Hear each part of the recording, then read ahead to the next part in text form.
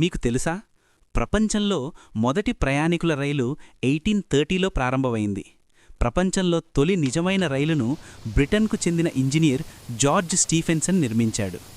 ఆ రైలుకు locomotion number 1 అనే పేరు పెట్టారు. అది లివర్పూల్ అండ్ మాంచెస్టర్ రైల్వే మార్గంలో ప్రయాణించింది. ఆ రోజుల్లో ప్రజలు గుర్రపు బండ్లు, పడవల ద్వారానే ప్రయాణించేవారు. ఈ రైలు ఆవిరి శక్తితో భారమైన బోగీలను లాగ్గలిగేది. అది జంతువుల కంటే వేగంగా కదలడం చూసి ప్రజలు ఆశ్చర్యపోయారు. రైలు ప్రారంభమైన రోజున వేలాది మంది చూడ్డానికి వచ్చారు. కొంతమందైతే గంటకు 30 కిలోమీటర్ల వేగం దాటితే మనుషులు స్పృహ కోల్పోతారని కూడా నమ్మేవారు.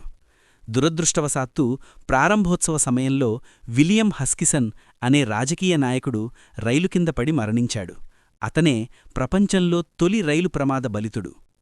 ఆ ఒక్క ఆవిష్కరణ ప్రపంచాన్నే మార్చేసింది, ఎద్దుబండ్ల నుంచి బుల్లెట్ ట్రైన్ల వరకు.